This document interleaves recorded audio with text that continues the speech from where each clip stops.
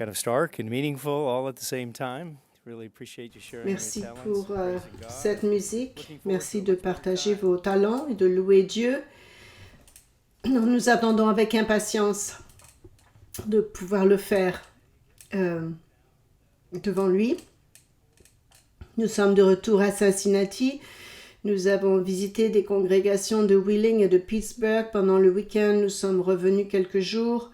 Nous sommes allés à un camp de préadolescents au Minnesota. Et nous avions commencé ce camp il y a quelques années et nous avons fait un peu de calcul. Et maintenant, certains de ces campeurs qui étaient à notre tout premier camp que nous avions commencé au Minnesota ont maintenant 33 ans. Alors, ils nous ont montré des photos de la première année. Nous avons eu le camp et l'un des petits est venu vers moi. L'un des campeurs a dit « Waouh, Monsieur Mayer, qu'est-ce que c'était dans les temps anciens autrefois? Qu'est-ce que tu veux dire, les temps anciens? Il n'y a pas si longtemps que ça, c'est seulement 20 ans. » Mais parfois, c'est incroyable, le temps passe vite. Nous avons passé un bon moment. Nous ne sommes pas tout simplement allés au camp, nous ne sommes pas assis, nous avons eu l'occasion de superviser les activités de défi d'équipe. Alors Cathy et moi avons fait pas mal d'exercices et d'activités différentes avec les campeurs en ce qui concerne le défi d'équipe. Je ne sais pas si vous avez, certains d'entre vous ont eu l'occasion de participer à des défis d'équipe. Certaines compagnies font cela, ils appellent ça parfois des exercices de consolidation d'équipe. Si vous avez eu, ah oui, je vois les mains qui se lèvent. Dans votre travail, certains ont peut-être eu l'occasion de faire ça. Nous avons eu un certain nombre de choses différentes et il semble que certaines des meilleures activités ont à voir avec le fait d'avoir les yeux bandés. Vous leur donnez toutes ces instructions, ensuite vous leur dites « Oh, au fait, il va falloir porter un bandeau sur les yeux. » Et alors, ils se demandent comment est-ce qu'ils vont pouvoir faire ça. En fait, l'un des exercices de consolidation d'équipe les plus couramment effectués s'appelle la marche du Sherpa. Est-ce que vous avez déjà entendu parler de la marche du Sherpa? Vous pouvez vous demander qu'est-ce que c'est qu'un Sherpa? Le nom vient de ces guides légendaires de haute altitude, de montagnes en haute altitude qui ouvraient la voie sur le mont Everest. C'étaient les Sherpas et à cause de qui ils sont et où ils avaient grandi, il semble que les Sherpas aient un type de constitution génétique qui leur permet de résister à ces hautes altitudes. Donc les Sherpas étaient des guides, ce sont ceux qui étaient des grimpeurs qui montraient aux gens comment grimper au sommet des montagnes dans l'Himalaya. Donc cette idée d'une promenade de Sherpa est tirée d'une marche de Sherpa, et ça vient de l'idée d'avoir un guide. Bien sûr, dans cet exercice, vous devez avoir les yeux bandés. Sur l'exercice de la promenade du Sherpa, il faut bander les yeux de tout le monde dans cet exercice et ensuite ils sont conduits par seulement une seule personne qui peut voir. Et tout le monde est soit attaché par une corde qui se tienne ou parfois ils les conduisent à l'extérieur ou peut-être à un parcours d'obstacles. Et bien sûr, comme la plupart des exercices de renforcement d'équipe, la marche du Sherpa est conçue pour renforcer la confiance. Cela s'appelle la marche de confiance. Et si vous ne faites pas confiance au leader, vous pourriez simplement intervenir dans un trou, tomber dans un trou, vous pourriez vous écarter de votre chemin. Et vous pouvez donc penser à ce concept de la marche du Sherpa. Il y a certainement des liens avec notre marche chrétienne également, d'une manière, parce que nous sommes appelés à être des chrétiens qui ont réussi, des chrétiens qui arrivent à marcher dans la foi. Est-ce que nous réalisons à quel point il est difficile de faire confiance ces temps-ci? C'est pourquoi ces entreprises font ces exercices de consolidation d'équipe pour créer un point commun, pour établir une confiance entre les membres de l'équipe, parce que la peur est si courante de nos jours qu'il en a fait, ça fait une désignation spéciale. Ils l'appellent la pistanthrophobie. Oui, c'est un grand nom. Pistanthrophobie. c'est-à-dire la peur de faire confiance à quelqu'un. C'est un grand nom, mais c'est un gros problème de ne pas faire confiance. Où est-ce que cela nous emmène? Je pourrais me blesser si je leur fais confiance. Je pourrais être trahi si je leur fais confiance. Mais si vous ne développez pas la confiance, où est-ce que cela va vous mener? Vous vous retrouverez isolé. Vous serez laissé seul. Je suis sûre que c'est une situation pénible. Quand vous commencez à réaliser les parallèles avec notre vie spirituelle, peut-être que le facteur le plus important dans notre relation avec Dieu est pour vraiment le comprendre et comprendre sa volonté pour notre vie, pour croître dans la grâce et la connaissance, pour se rapprocher de Dieu, pour être un intendant fidèle. Toutes ces choses sont liées à la confiance. Même le fait de se préparer au royaume de Dieu a un lien avec l'établissement de la confiance et une relation étroite avec Dieu. Et donc le camp des préadolescents m'a fait penser à cette chose-là. Comment pouvons-nous grandir dans une relation beaucoup plus étroite avec Dieu et vraiment lui faire confiance pour cet appel qu'il nous a donné, pour marcher dans la marche de la confiance des Sherpas, de la vie, la marche de la vie, parce que c'est en quelque sorte notre appel. Alors que nous songeons à cela cet après-midi, commençons à réfléchir à ce qu'est la confiance. Après tout, je n'ai pas amené la définition du dictionnaire, mais comment vous définiriez la confiance? J'ai entendu une définition qui disait que la confiance est de croire le dentiste lorsqu'il vous dit que ça ne va pas vous faire mal. C'est une forme de confiance, n'est-ce pas? Pensons à cela pour une minute. Comment puis-je faire confiance à Dieu? Voici comment. Tout d'abord, premier point, être totalement engagé envers Dieu, à la fois dans votre cœur et dans votre esprit. Cela semble assez facile, mais est-ce que je peux être totalement engagé envers Dieu dans mon cœur et mon esprit? Si je veux développer une relation étroite avec lui, c'est un point essentiel. Il y a un beau proverbe qui illustre vraiment cela. Dans le chapitre 3 du livre des Proverbes, nous allons considérer ce passage en parlant sur ce sujet, de vraiment développer une relation de confiance profonde et d'honnêteté avec Dieu. Si Dieu nous a appelés à la marche spirituelle du Sherpa, alors je dois lui faire confiance parce que j'ai en quelque sorte les yeux bandés lorsque je fais face à ce monde et la façon dont je devrais marcher dans ce monde. Mais Dieu sait comment il est celui en qui nous devons avoir confiance lorsqu'il nous guide dans cette vie. Et Proverbe 3 discute cela. Proverbe 3, dès le début du chapitre au verset 1, en parlant de la part de Dieu, « Mon fils, n'oublie pas mes enseignements et que ton cœur garde mes préceptes, car ils prolongeront les jours et les années de ta vie, et ils augmenteront ta paix.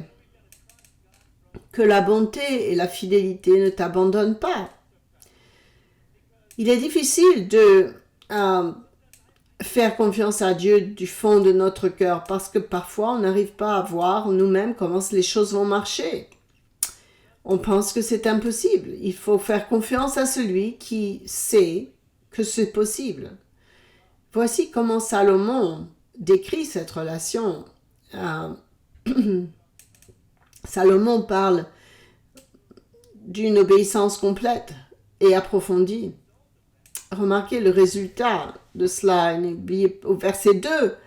Voici les résultats, car ils prolongeront les jours et les années de ta vie, et ils augmenteront ta paix. Il fait un lien ici entre l'obéissance et les résultats.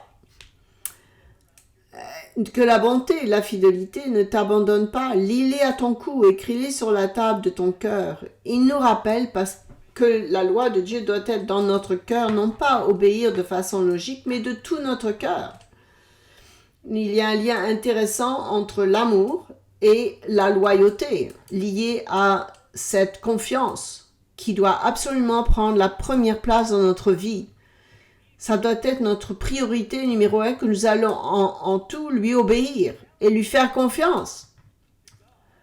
Donc le défi est d'écouter Dieu dans tout ce qu'on fait. Certaines des promenades de Sherpa que vous pourriez faire, ils permettront en fait au chef, au leader de parler. Donc il est le seul qui n'a pas les yeux bandés.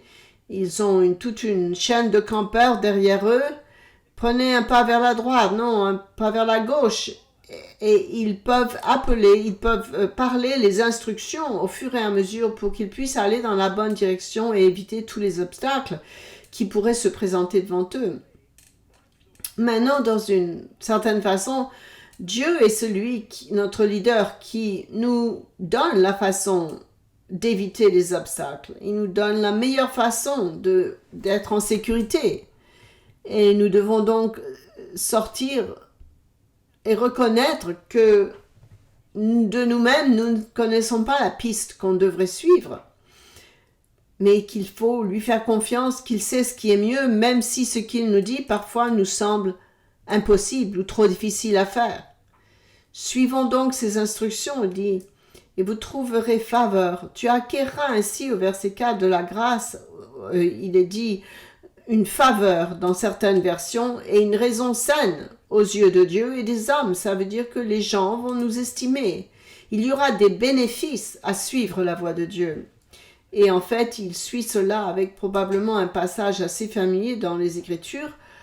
Si on voit au verset 5, « Confie-toi en l'Éternel de tout ton cœur et ne t'appuie pas sur ta sagesse. Reconnais-le dans toutes tes voies et il aplanira tes sentiers. » Dieu est donc le Sherpa ultime. Quand nous arrivons, quand il s'agit de cette vie, il sait comment nous devrions la vivre.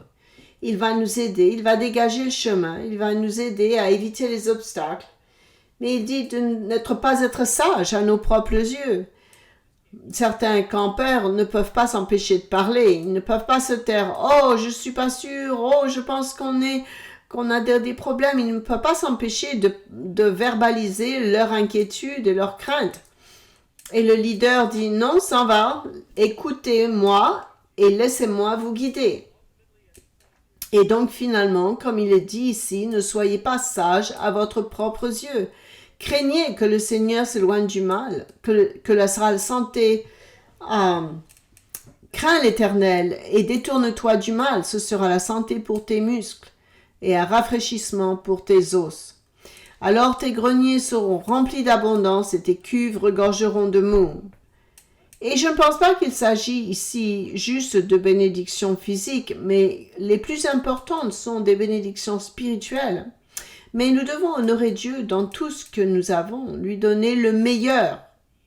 Et il répondra à nos besoins, et surtout au besoin d'être proche de lui, pour avoir une relation avec lui, pour être dirigé par lui. Et donc, quand nous regardons les Proverbes, chapitre 3, il y a des observations puissantes que nous pouvons faire ici, qu'il s'agit d'un engagement total. Si vous remarquez ces choses, vous voyez ce qu'il nous dit ici à propos de ces différents versets qu'on connaît très bien, qu'est-ce qui vous saute aux yeux? J'espère que vous allez remarquer que toutes ces petites phrases que nous connaissons bien, ces dictons, ces proverbes, il n'y a pas d'exception. Est-ce que Dieu dit partiellement, obéissez-moi partiellement, choisissez ce que vous préférez dans l'obéissance? Il dit pas, suivez certaines de mes instructions. Non, il n'a pas dit avec la majeure partie de votre cœur. Vous savez, si nous devons faire confiance, ce n'est pas de temps en temps. Ce n'est pas quelque chose qui arrive de temps en temps. Il est le leader. Est-ce que nous sommes vraiment engagés complètement à lui faire confiance? Et nous voyons donc ces mots qui me sautent aux yeux alors que je les vois ici. Il dit, n'oublie pas, gardez et honore tout ton cœur, honorer, toutes ces choses-là. Ça inclut tout. Confie-toi à l'Éternel de tout ton cœur. C'est un engagement complet. Cela nous rappelle que c'est ça que Dieu veut de nous, afin que nous puissions avoir une relation étroite avec lui. Et en fait, alors que nous considérons ces versets, il y a une autre chose qui me saute aux yeux. Ces déclarations que Dieu fait précèdent une promesse. Elle vient avant une promesse. Vous pourriez y penser comme si c'était un si, et alors. Si vous faites ces choses, alors voici le résultat. Et donc chacun de ces instructions, de ces commandements est suivi d'une promesse. Si la promesse suit, si nous faisons ces choses, il y aura des résultats incroyables et formidables dans votre vie. Et nous ne parlons pas juste de choses physiques, nous parlons de choses spirituelles aussi qui sont beaucoup plus importantes. Nous voyons ces différentes instructions et commandements et les promesses qui suivent, mais il y a quelque chose d'autre qui est important. Avez-vous remarqué à quel point ils sont conditionnels? Si vous faites cela, alors ces choses vont arriver. Il y a vraiment un aspect conditionnel. Nous faisons notre part et Dieu promet de faire la sienne. Et ça commence donc par la confiance, un engagement total envers Dieu, de notre cœur et de notre esprit. Puis nous devons nous demander quand nous regardons, est-ce que j'ai ce genre d'engagement envers Dieu? Est-ce que je fais vraiment confiance à Dieu? Et bien sûr, la réponse en général, on dit oui, bien sûr que je fais confiance à Dieu. Ben oui, bien sûr. Est-ce que je lui fais confiance en tout? Est-ce qu'il est vraiment ma source? Ou qui va vraiment répondre à tous mes besoins? Est-ce que je lui fais confiance en tout? Ou bien lorsque nous sommes peut-être comme certains de ces préadolescents que nous avions quand nous faisions un exercice avec un défi d'équipe et bien sûr vous leur donnez des instructions différentes et vous leur dites d'accord, c'est quoi? Ils me disent oh non, ça va être trop dur et maintenant on va vous bander les yeux. Oh non, on peut pas le faire et c'est pas possible, ça ne va pas marcher. Et ils réagissent de manière excessive. Ils sont très émotifs à cet âge-là et c'est vraiment amusant de travailler avec eux. Ils sont formidables. Mais nous avons un leader qui donnait les instructions à leurs partenaires qui avaient les yeux bandés. Certains d'entre eux sont très confiants et ils ont vraiment écouté celui qui leur donnait des instructions. Ils les ont suivis tout de suite. Mais beaucoup d'entre eux ne pouvaient pas le faire. Beaucoup d'entre eux, une fois qu'ils avaient les yeux bandés, qu'ils commençaient à passer devant les classes, ils continuent d'essayer de voir ceux qui sont vraiment coquins. Ils font comme ça avec leurs mains sur les yeux. Ils trichent. Ils essayent de voir. Je pense que c'est un rappel. Est-ce que nous faisons cela en tant qu'adultes? Est-ce que nous faisons Dieu dans certaines choses, mais pour d'autres choses, est-ce qu'on met les yeux, est-ce qu'on essaye de voir et on lui dit « Ah, je ne sais pas s'il a vraiment raison ici. Est-ce que peut-être qu'on lui fait confiance pour les petites choses, mais les grandes choses, on n'est pas trop sûr. On veut exercer un contrôle sur Dieu.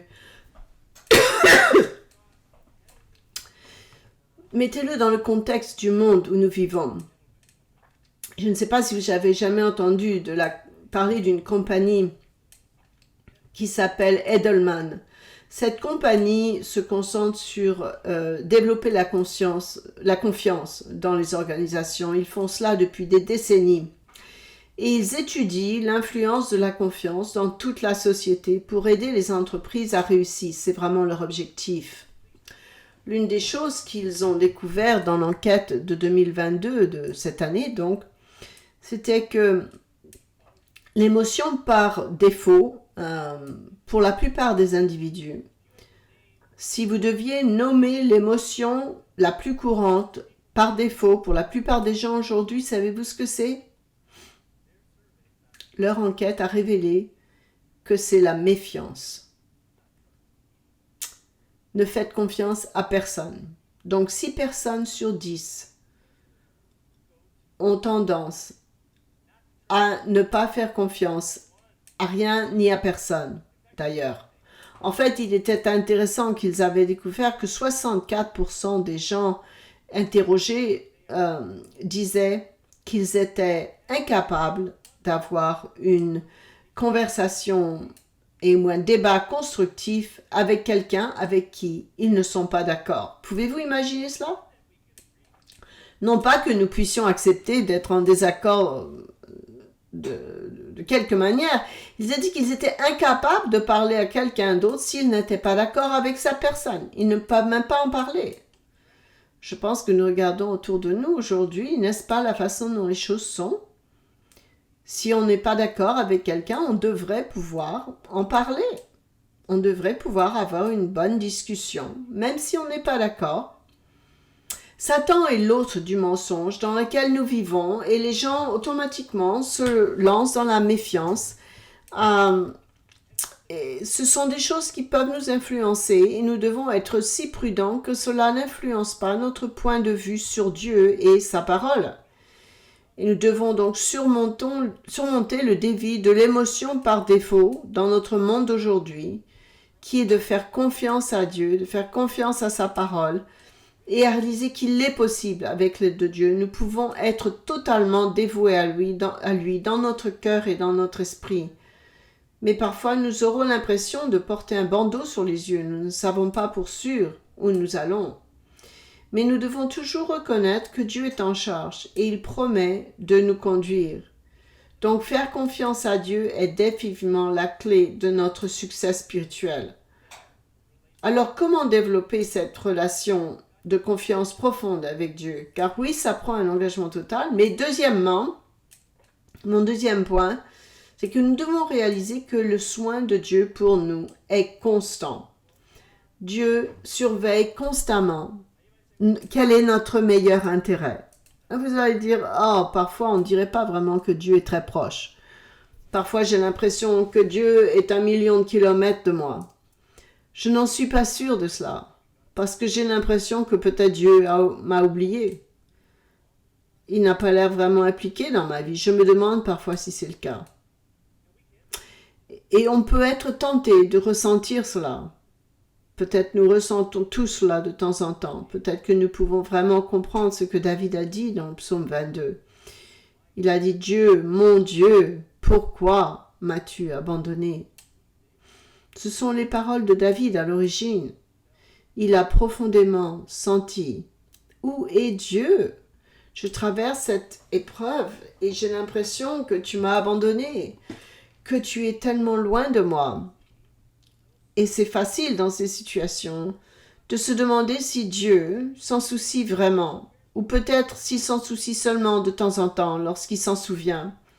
Ne ressent-il pas ma douleur? Ne sait-il pas que je gémis, que je souffre, que j'ai le désir de lui, que je ne peux pas vraiment le trouver? Nous allons vers cette émotion par défaut dont Edelman a parlé. C'est le défi. Le défi, est-ce que nous allons croire nos sentiments? Parce que nous le ressentons vraiment. Ce sont nos sentiments. Mais allons-nous suivre le sentiment et nos émotions? Ou bien est-ce que nous allons par défaut croire à la parole de Dieu? Ce sont des émotions fortes, des sentiments forts, mais nos sentiments, est-ce que nos sentiments sont la mesure de la vérité? Vous voyez, nous devons nous rappeler que les sentiments ne sont pas toujours la vérité. Ils ne sont pas toujours véridiques. La parole de Dieu est la vérité. Selon Jean 17, 17, le Christ a dit « Ta parole est la vérité ». Ce ne sont pas les choses que nous ressentons. Si nous sentons que Dieu n'est pas proche ou qu'il est parti quelque part ou qu'il ne comprend pas vraiment mes difficultés, nous devons revenir à sa parole et lire sa parole et la vivre. Rappelez-vous ces promesses. Rappelez-vous ce qu'il a dit à chacun de vous. Car il nous rassure si nous allons vers sa parole et que nous n'écoutons pas nos sentiments, mais que nous écoutons sa parole au lieu de cela. Le livre d'Ésaïe nous rappelle cela dans Ésaïe 41. Remarquez, il le dit plusieurs fois, ici comme un avertissement vraiment important, un grand rappel que sur cette marche spirituelle du Sherpa, Dieu n'est pas parti et ne nous a pas laissés sur la montagne les yeux bandés. Oui, la vie peut parfois être incertaine. Et ici, il nous donne un rappel très spécifique.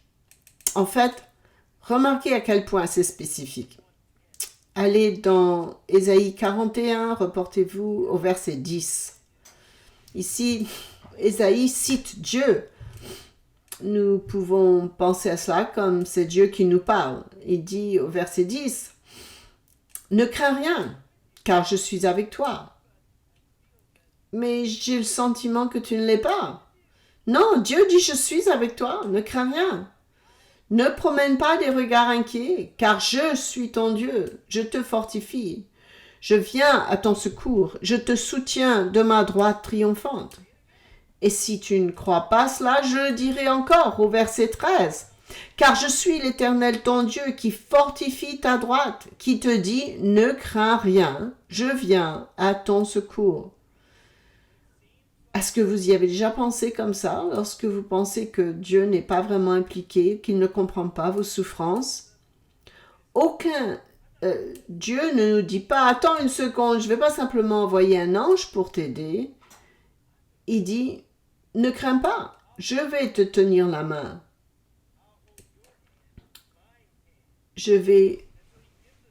Il nous donne cette image figurative ici pour, je te soutiens, dans la Bible anglaise, plutôt que je te soutiens de ma droite triomphante, il dit, je te donnerai la main pour t'aider à marcher en quelque sorte.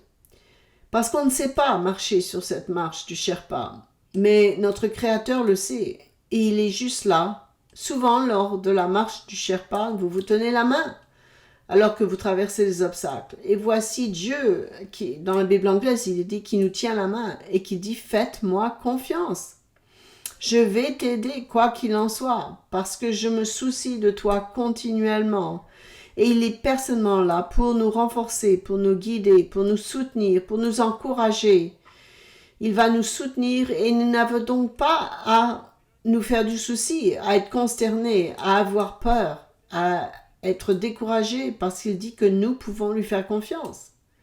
Parce qu'il l'a promis. Il le promet. Donc nous n'avons pas besoin de douter. Mais parfois nous prenons les choses entre nos mains et nous ne le prenons pas au mot. Alors on se dit parfois, est-ce que tu es vraiment là, Dieu? Je suppose que d'une certaine manière, ça me rappelle l'histoire d'un petit garçon qui marchait sur la plage. Vous avez peut-être entendu cette histoire. Cette dame est assise sur la plage et il s'approche de la dame et il lui dit « Êtes-vous chrétienne ?» Et la dame dit « Oui, je le suis. » Et le petit garçon n'était pas tout à fait satisfait de sa réponse. Alors il lui dit « Est-ce que lisez votre Bible tous les jours ?» Et la dame a dit, bien, enfin, oui, je lis ma Bible tous les jours. Le petit garçon dit alors, eh bien, est-ce que vous priez beaucoup? La dame a dit, oui, je le fais. Et le petit garçon a dit, bien, est-ce que ça vous ennuie pas de tenir mon billet, ma pièce de confiance pendant que je vais nager? Je ne vais pas le faire confiance à moins que... autrement dit, il avait confiance en elle parce qu'elle était connectée à Dieu. Dieu dit, bien sûr, je suis avec toi, je prends soin de toi, j'ai ton meilleur intérêt à cœur. On ne veut pas tout le temps questionner Dieu sur sa fiabilité. C'est quand nous allons vers la parole de Dieu pour faire confiance à la parole de Dieu plutôt qu'à nos sentiments et à nos craintes et à nos peurs. C'est là qu'il est capable de nous bénir. Et si vous retournez pour aller à Ésaïe 43, il nous rappelle que même dans ces défis, il est là pour nous surveiller. À la fin du verset 1 dans Ésaïe 43, il dit « Ne crains rien, car je te rachète. » Notre inquiétude, l'anxiété et le doute, c'est souvent nos émotions par défaut, n'est-ce pas? Celui qui t'a formé, ô Israël, ne crains rien, car je te rachète. Je t'appelle par ton nom, tu es à moi. Si tu traverses les eaux, je serai avec toi, et les fleuves, ils ne te submergeront point. Si tu marches dans le feu, tu ne brûleras pas, et la flamme ne t'embrasera pas. Parfois la vie amène une rivière, un courant contre nous, mais Dieu dit, tu vas pouvoir traverser ces rivières de difficultés et d'incertitudes. Il dit, le feu ne va pas te brûler, tu ne vas pas même être brûlé, tu ne vas pas... parfois on dit ça, on dit, oh, c'est plus simple à dire qu'à faire. Est-ce que je peux vraiment avoir ce genre de confiance en Dieu? Est-ce que je peux reconnaître à quel point il se soucie vraiment de moi? Est-ce que vous faites confiance à certaines choses dans la vie? Est-ce que quelqu'un a déjà été chez un docteur? Vous allez dans le cabinet du médecin et qu'est-ce qu'ils ont d'habituel sur les murs? Habituellement, tous leurs diplômes et leurs certificats, ils sont là et vous vous sentez un peu mieux de savoir comment ils ont été bien éduqués. Mais l'un d'entre vous a-t-il déjà vu, vous avez déjà demandé si c'était les notes, quelles étaient les notes de votre docteur? Non, on ne demande pas, on n'appelle pas pour vérifier s'il avait eu un A ou un C, ou même si ce certificat est réel. Nous savons qu'il est docteur, et bien sûr, ce qui se passe, le médecin vous regarde et vous donne un diagnostic. Et nous le croyons. Et puis, il griffonne sur un morceau de papier que je ne peux pas lire leur écriture, n'est-ce pas? Et je crois qu'il me donne une ordonnance pour quelque chose qui va m'aider, mais je ne sais pas ce qu'il est dit là, et je le rapporte au pharmacien que je ne connais pas, et je m'attends à ce qu'il mette les bonnes pilules dans la bouteille, que ce gribouillage dit qu'il est censé faire, et puis je rentre chez moi et je prends ces pilules pendant que je vais aller mieux. Ça, c'est de la confiance. Ça, c'est de la confiance. Si nous pouvons faire confiance à quelque chose comme ça, faire confiance à quelque chose de physique, combien plus devrions-nous faire confiance à notre Dieu créateur qui nous a créés? Il dit que nous pouvons lui faire confiance et que son soin pour nous est constant. Ce n'est pas sporadique, ce n'est pas occasionnel, ce n'est pas partiel, c'est continu. Et si vous y pensez, Dieu ne laisse rien nous toucher. Rien ne peut nous toucher. Rien ne peut entrer dans notre vie sans passer par Dieu. D'abord, c'est le genre de Dieu que nous avons. Et donc, nous pouvons lui faire confiance. C'est la clé d'une relation profonde avec Dieu. Mais puis-je vraiment lui faire confiance sur cette vie spirituelle de Sherpa? Dieu nous dit, voici comment vous pouvez me faire confiance. Voici une troisième façon. Non seulement vous vous rendez compte que c'est un engagement total, vous reconnaissez que mon soin est continu, mais nous avons un Dieu généreux. Et si nous voulons reconnaître à quel point nous pouvons lui faire confiance, reconnaissez à quel point il nous donne, à quel point il veille sur nous. Je ne parle pas seulement de choses physiques. Un bon exemple de cela, c'est le psaume 136, un psaume assez connu. On le chante souvent à l'assemblée. Est-ce que vous reconnaissez le psaume 136? Louez l'Éternel car il est bon, car sa miséricorde dure à toujours. Louez le Dieu des cieux car sa miséricorde dure à jamais. Il le chante en anglais. Louez Dieu, car il est bon. Il demande à la congrégation de continuer le cantique. Voilà, c'est ce cantique-là, c'est ce psaume, le psaume 136. C'était un cantique que nous chantons. Et il nous rappelle le fait que sa miséricorde n'échoue jamais.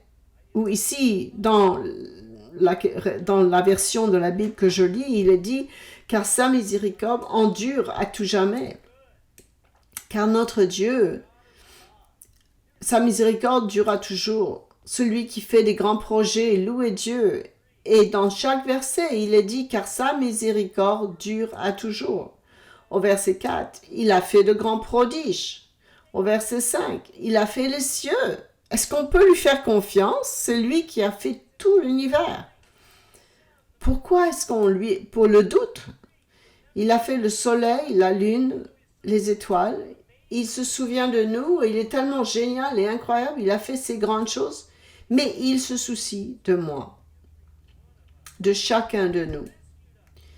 Parce qu'il nous a sauvés, il nous donne de la nourriture à toute sa création, à toutes les créatures.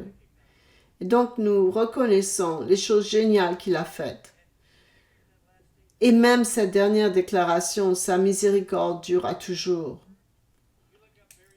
Vous regardez diverses traductions de cette phrase, ça se répète verset après verset, juste pour nous rappeler à quel point notre Dieu est généreux, à quel point son amour inébranlable dure pour toute l'éternité.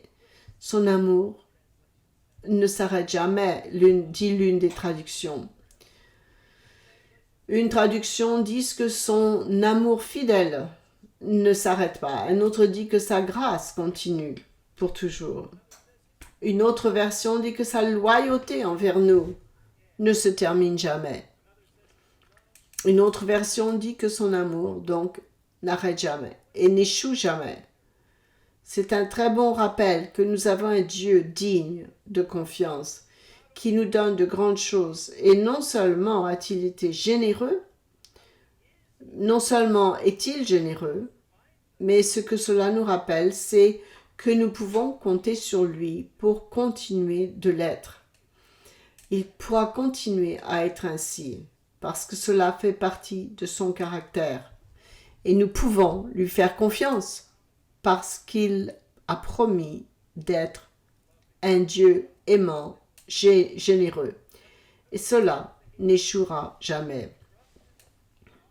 Est-ce que nous pouvons donc faire confiance à cet être génial qui nous a créés? Il dit oui, nous pouvons développer une relation étroite avec lui parce qu'il nous a appelés à cette vie et même s'il peut sembler que nous avons les yeux bandés, notre Dieu, Sherpa, spirituel, ultime, lui-même nous conduit. Et alors il dit que nous pouvons lui faire confiance. Et voici comment.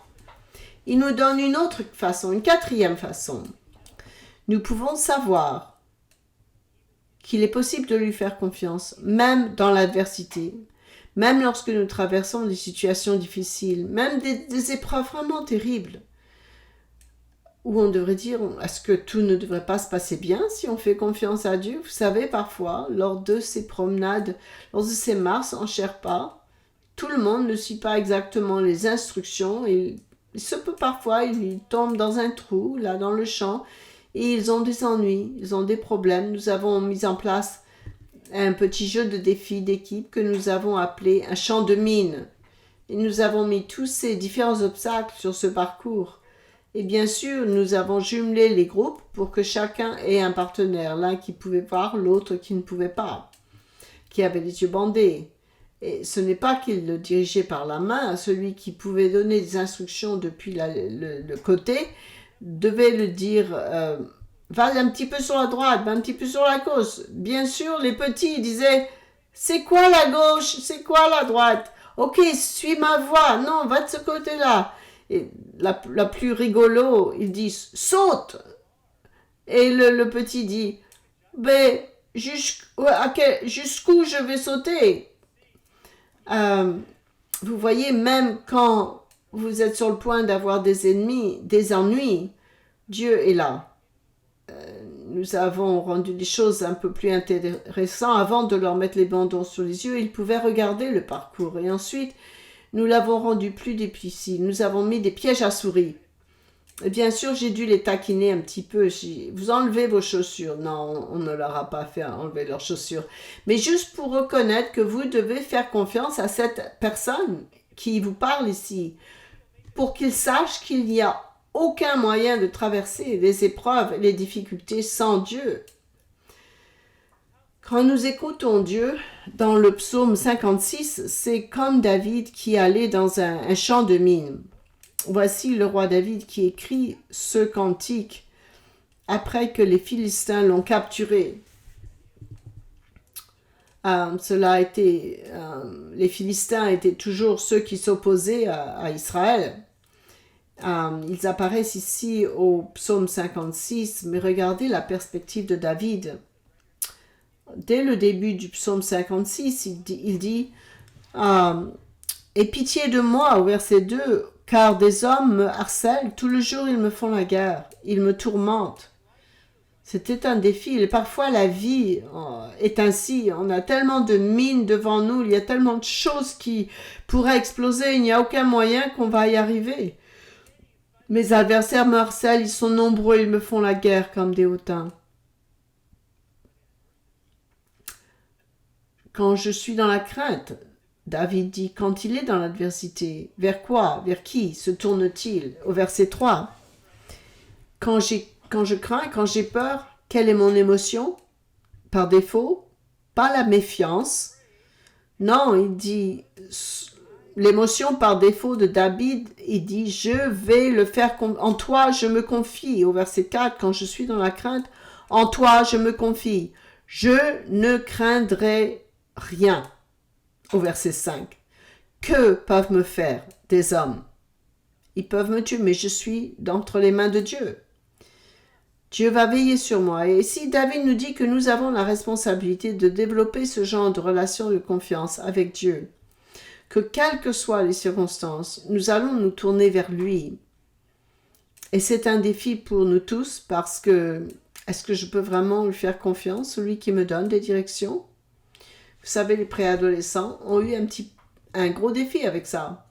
Bien sûr, nous avons le Sherpa parfait, le leader parfait. Mais trop souvent, nous pensons savoir mieux que Dieu.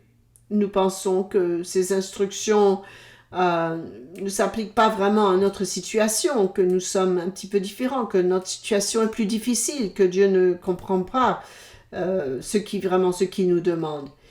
Il dit, voyez, le chemin, même des choses que vous ne pouvez pas réparer, Dieu dit, lorsqu'elles sont entre mes mains, elles travailleront pour votre bien. Lorsqu'on mettons notre confiance à Dieu, même lorsque nous ne pouvons pas trouver la solution ou raisonner, il dit, faites-moi confiance. Parfois, nous prenons le contrôle nous-mêmes et nous nous déplaçons, nous allons sur le côté pour essayer de faire la part de Dieu. Nous devons essayer de nous attraper lorsque nous disons « Je ne pense pas, Dieu, que tu comprends vraiment mes problèmes. Est-ce que tu comprends vraiment les problèmes que j'ai dans mon mariage ou dans mon travail? Est-ce que je peux réellement mettre ma relation avec mon conjoint entre tes mains? Est-ce que vous comprenez vraiment que... est-ce que je puis vraiment soumettre mes finances à toi et payer ma dîme? Est-ce que tu vas vraiment veiller sur moi? Est-ce que tu comprends toutes les factures et tous les défis auxquels je suis confrontée? Dieu, est-ce que tu comprends à quel point je fais tellement peu d'argent que je ne peux pas payer ma dîme? Dieu dit, fais-moi confiance. Mais si je fais preuve de foi, comprenez-vous vraiment tous les obstacles auxquels je suis confrontée? C'est ce qu'on demande à Dieu parfois. C'est là que nous devons être un peu plus comme ces campeurs préadolescents parce que le Christ dit « Soyez comme un petit enfant ». Et la simplicité est d'avoir cette volonté de dire « Oui à Dieu, oui, je te crois, oui, je te fais confiance, oui, je ne comprends pas comment cela va marcher, mais je suis entre tes mains et quand je n'ai pas les réponses, je sais à travers ces difficultés, je peux essayer d'être comme David.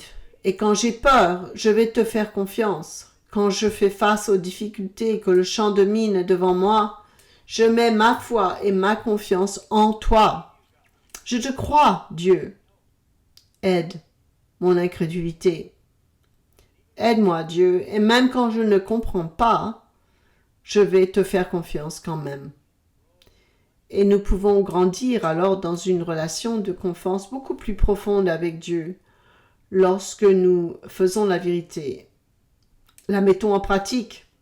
Je pense que cela peut nous aider d'une autre manière à développer une véritable relation de confiance avec Dieu. Comment faire cela?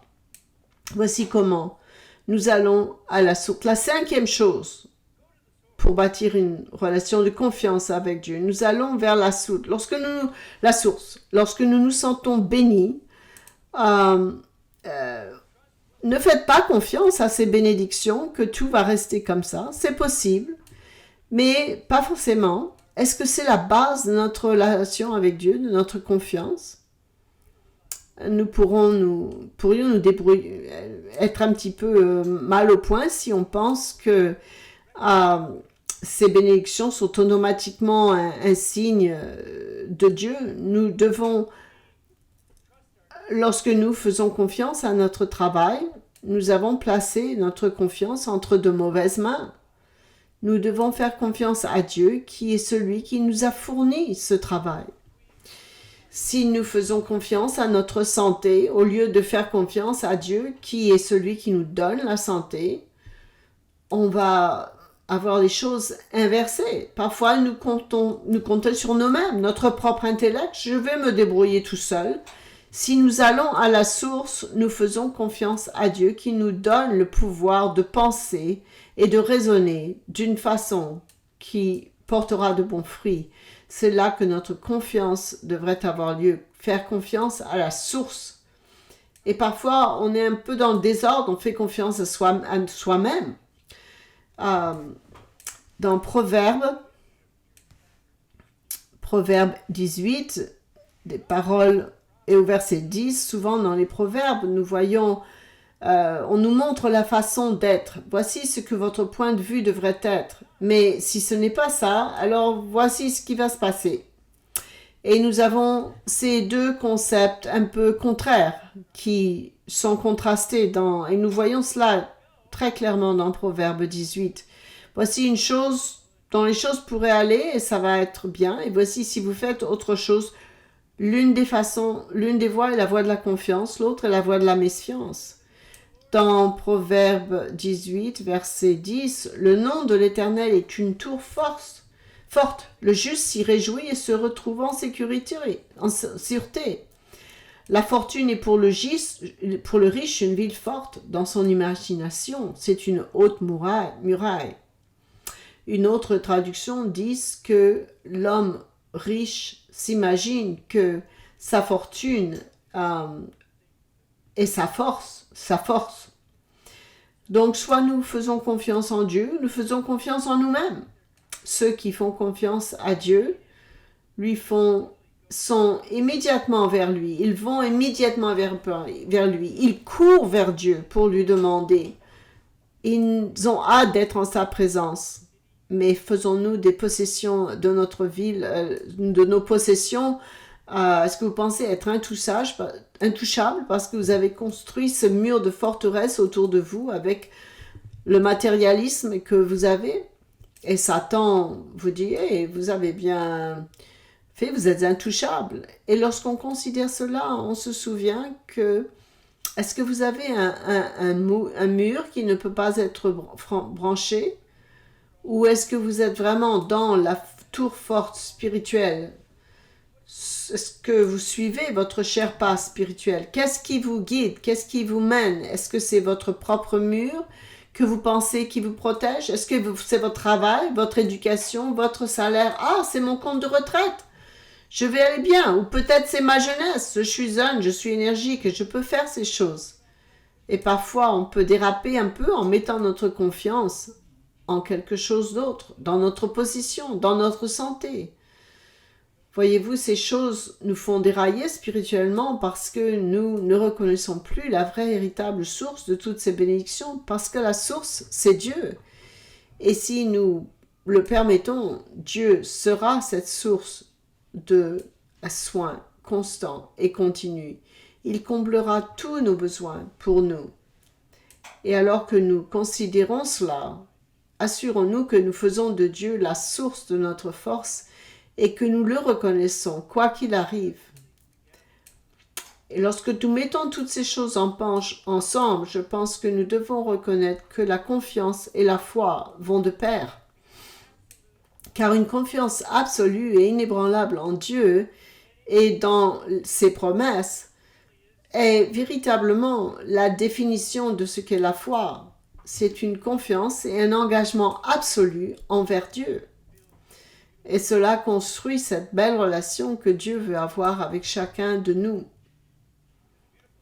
Il y a un beau passage qui résume bien cela dans Psaume 37.